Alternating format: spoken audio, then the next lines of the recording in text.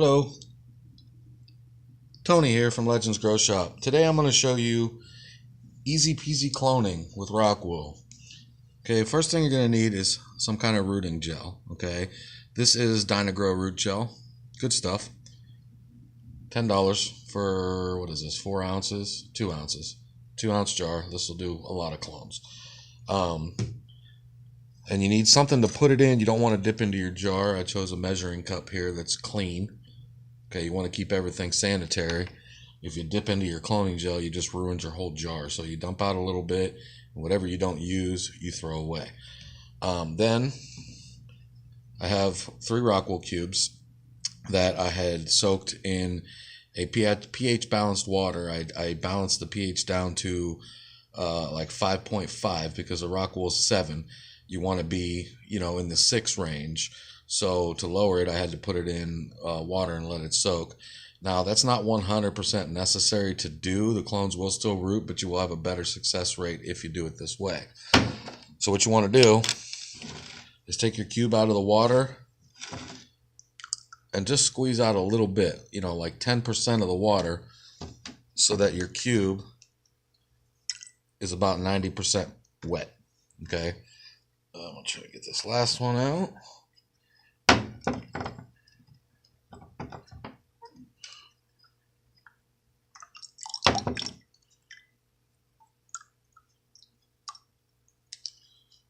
Now, you're also going to need a clean, sharp razor blade. After you're done with your razor blade, for the next time you clone, you need to throw it away because it will be contaminated. Or you can use one like this where you can click off and break off the pieces that you've used. But you want to make sure it's clean. Sanitation is very important in the cloning game. Okay, now, when cloning, you want to clone a branch, not a leaf. A lot of people mistake and they clone leaves. And unless you want a healthy root-bound leaf, you want to actually clone the branch. Now, I've already cut the branches off of the plant, but I cut off all the big leaves.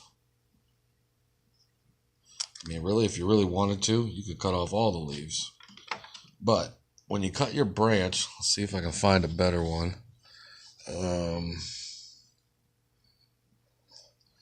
Like this here. Okay, everywhere where a leaf comes out, that's a node. Okay, and a node between the leaf is going to become a new branch.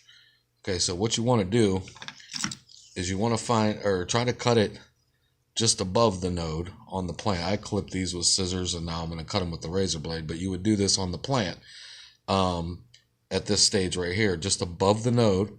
You want to give it a nice cut at a 45-degree angle, clean cut. Okay, and then like I said, I like to cut off some of the bigger leaves.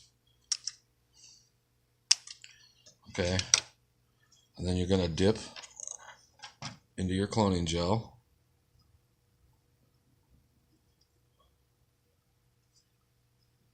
And what that does is it has a rooting hormone in it, and it also seals the cut from any bacteria. And then you just take and stick it right in the hole. Okay, and when you get to the bottom, give it a little push so it's down in the rockwool. And there you go. Okay, now do another one. Okay, that was not a very clean cut, but this is eggplant. It's going to root a little easier than something you may be doing. But another thing you can do is sometimes the hole in the rockwool might be a little bigger than your stem and it'll wobble around and whatnot. You could always go right next to the hole and not even put it in the hole and just push it down into the rockwool. As long as there's rockwool surrounding, you're good. Okay, and let me do one more. And you want to be roughly 6 to 8 inches, okay? Just above the node. Boom. Cut. Cut. And what some people do is they cut like half of the leaves that they leave on. They cut half of the leaf off. And what that does is it prevents the the energy of the plant to go to those leaves and focuses more on creating the root. Oh, okay. So now that you got those done, you can fill this tray up.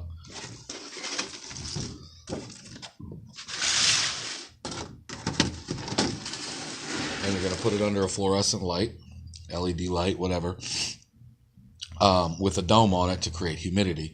Okay, and these domes have holes on the top that you can adjust the size for the proper humidity. Now what I like to do is close them all the way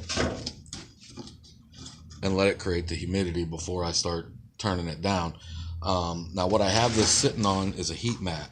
Okay, this will heat up about 15 degrees above ambient temperature. It'll also cause the warmth underneath, which will cause the humidity. And you can also get thermostats for these to turn them on and off and keep the right temperature and humidity in your dome. But I mean, this is as simple as it gets. Do you need this heat mat? No. But if you have a warm root zone, you're going to get a better success rate. Now you don't want it to be too hot either.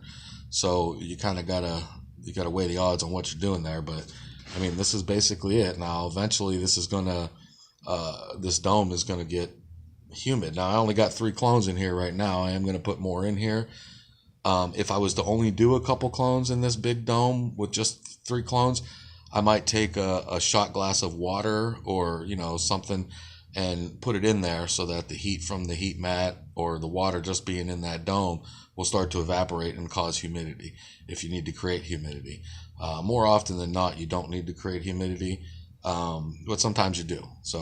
But that's easy as that. And depending on the plant, you're going to take about 10 to 14 days to get roots. And then once it roots, you're ready to put that rockwool cube into soil or another rockwool cube or any growing medium that you're using. It's easy as that. And, if you got any questions, come in and see us. Call us. We're always available.